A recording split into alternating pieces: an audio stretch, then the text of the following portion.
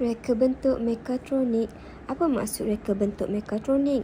Reka bentuk mekatronik bermaksud reka bentuk produk atau sistem yang menggabungkan disiplin ilmu elektrik, mekanikal, elektronik, kawalan dan pengaturcaraan untuk mencapai tujuan yang dikehendaki.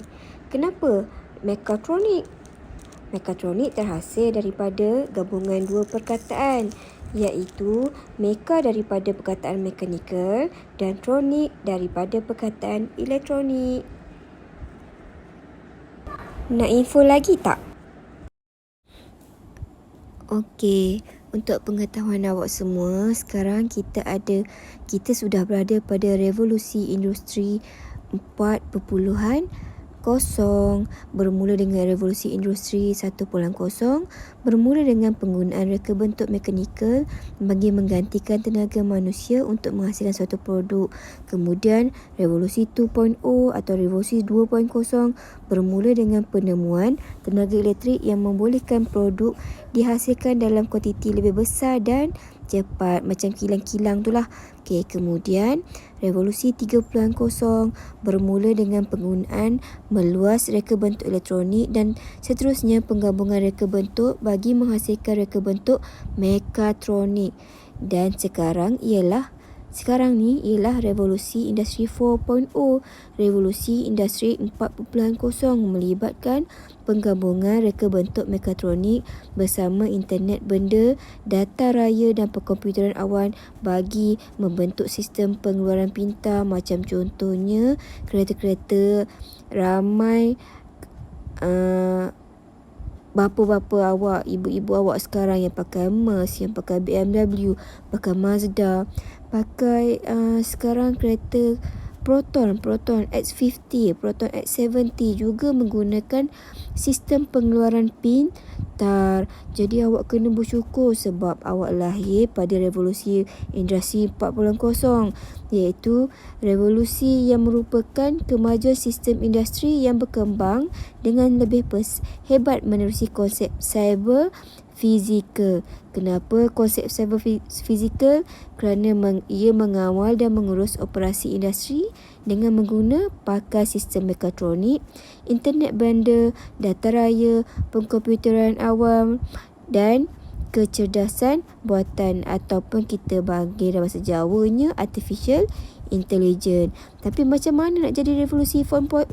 Mesti terdiri daripada 9 teras, iaitu yang ada dalam bulatan ni: robot berautonomi, persepaduan sistem, internet benda, simulasi, pembuatan bahan tambah, pengkomputeran awan, realiti terimbuh ataupun augmented reality, data raya dan keselamatan cyber. Jadi awak semua kena gunakan peluang yang ada.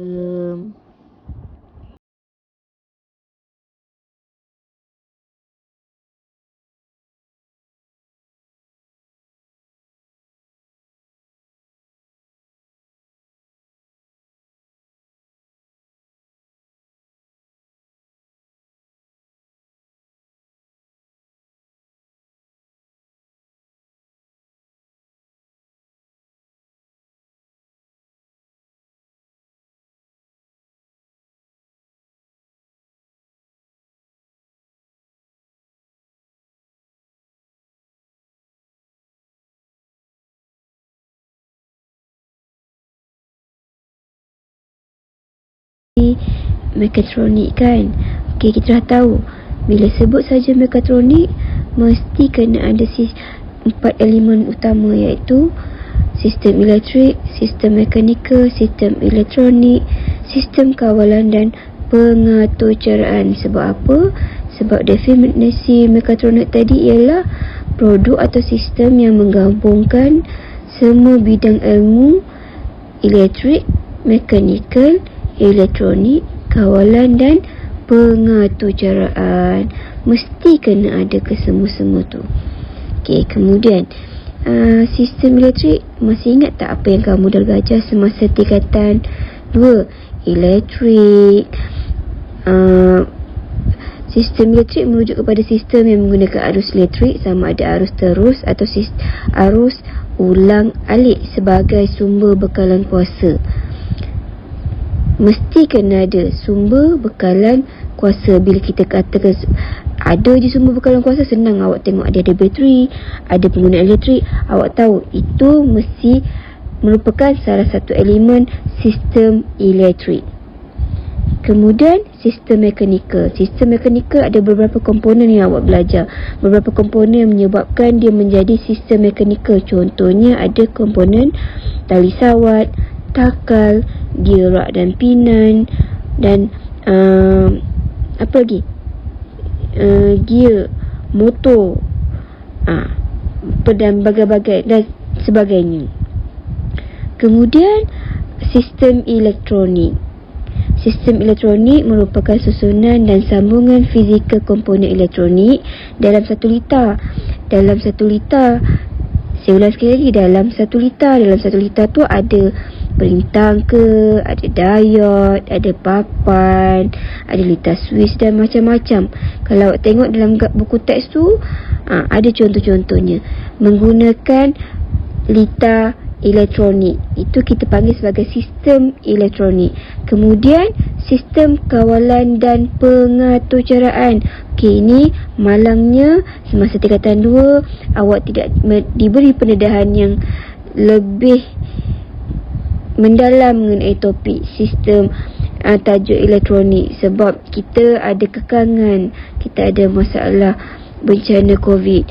Jadi cikgu berharap sambil-sambil kita belajar tajuk ni, kita boleh ulang sikit demi sikit berkaitan dengan tajuk elektronik. Kenapa kita kena belajar? Sebab tajuk elektronik penting dalam sistem kawalan dan pengaturcaraan. Bukan pengaturcaraan saja, mesti sistem kawalan dan pengaturcaraan. Apa maksudnya sistem kawalan dan pengaturcaraan? Maksudnya sistem tersebut dikawal oleh pengaturcaraan. Pengaturcaraan yang kamu guna bahasa pengaturcaraan C++ ke, macam-macam lah. Nanti kita akan belajar. Okey. Ini contoh bahasa pengaturcaraan: Java, Python, Visual Basic, C++. Ini juga contoh yang kawan-kawan awak belajar dalam robotik tu. Guna sama ada guna M-block, JavaScript. Macam robotik tu dia tak guna C++, dia guna blok-blok, slot in tu, macam tu.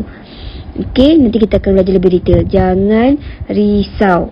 Okey, tengok dalam kotak info Bestari. Ada sintek. Sintek ialah peraturan yang menguasai struktur sesuatu bahasa dan ungkapannya. Berbeza dengan semantik. Semantik ialah proses, sintek ialah peraturan. Semantik ialah proses yang dilalui oleh komputer semasa komputer melaksanakan atau cara mengikut bahasa pengaturcaraan yang tertentu. Okey, info Bestari ni penting. Sintek dan semantik. Banyak soalan tanya mengenai sintek dan semantik. Jadi tolong pay attention dekat info Bestari tersebut. Boleh? Okey, yang seterusnya, kamu dah tahu apa itu, apa yang terlibat dalam mekatronik, sistem elektrik, sistem elektronik, sistem mekanikal, sistem kawalan dan pengaturcaraan. 4 perkara tersebut mesti ada, barulah menjadi sebagai mekatronik. Kalau kurang satu, terutamanya kawalan dan pengaturcaraan, ia bukanlah sistem ataupun reka bentuk mekatronik. Okey, menerangkan fungsi elemen mekatronik pada produk sedia ada.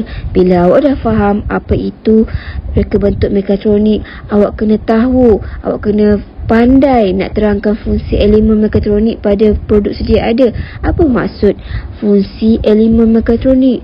Iaitu awak kena tahu macam mana awak nak terangkan fungsi elemen-elemen 4 perkara tadi.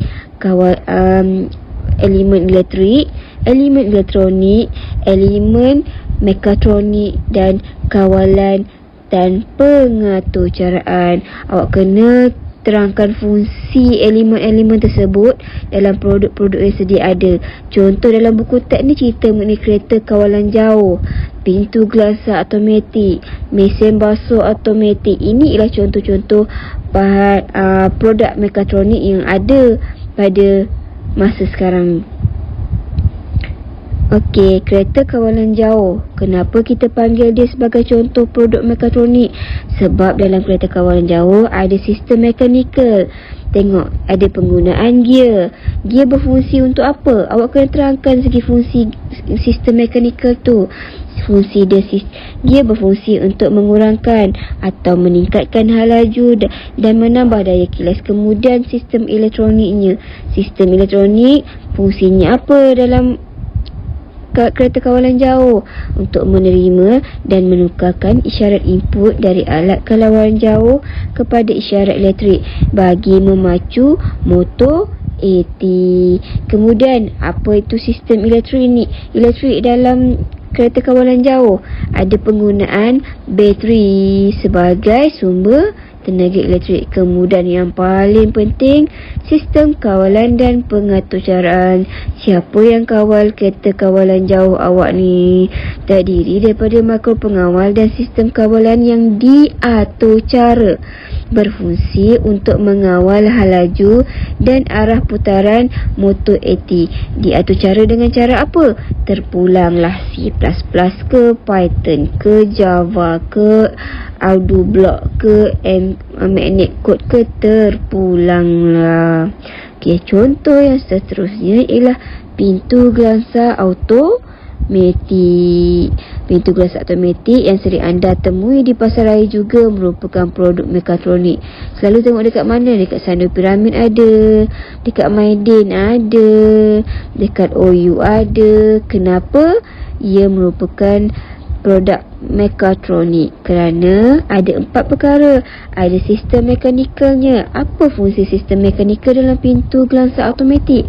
Yang pertama, komponen mekanikal terdiri daripada takal dan tali sawat. Berfungsi untuk membuka dan menutup pintu. Gear pada motor membantu memudahkan pergerakan. Ada berapa komponen mekanikal tadi? Takal dan tali sawat dan juga gear.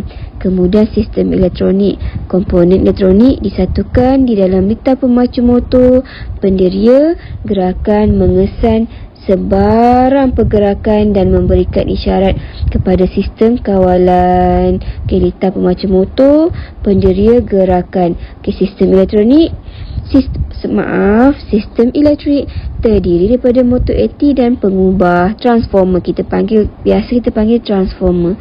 Berfungsi untuk membekalkan tenaga elektrik pada keseluruhan sistem. Bekalkan tenaga elektrik sebagai sumber tenaga elektrik. Sebab tu kita panggil sistem elektrik, sebab dia ada sumber tenaga elektrik. Okey, kemudian sistem kawalan dan pengaturcaraan. Perkara paling penting sekali, dikawal dengan pengaturcaraan. Terdiri daripada sistem kawalan yang telah diatur cara. Berfungsi untuk memproses isyarat input dari penderia gerakan dan menghantar isyarat output kepada pemacu motor untuk membuka dan menutup pintu. Okey, kemudian contoh seterusnya, mesin basuh automatik. Ni banyak ada kat rumah. Sistem mekanikalnya apa? Okey, kat situ ada ada tunjuk. Boleh tengok drum, takal, tali sawat, bagaimana dia berfungsi. Terangkan fungsi dia. Sepatutnya awak boleh jelaskan fungsinya sebab awak dah belajar sistem mekanikal. Kemudian sistem elektronik yang ada. Apa yang ada?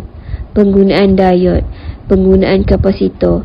Apa fungsi diod? Apa fungsi kapasitor? Okey, jadi apabila awak faham fungsi-fungsi tersebut, awak boleh kaitkan dengan sistem elektronik yang ada. Butang pada panel kawalan digunakan oleh pengguna untuk memberikan arahan seperti on, off, start, pause dan lain-lain lagi. Okey, kemudian sistem elektrik membekalkan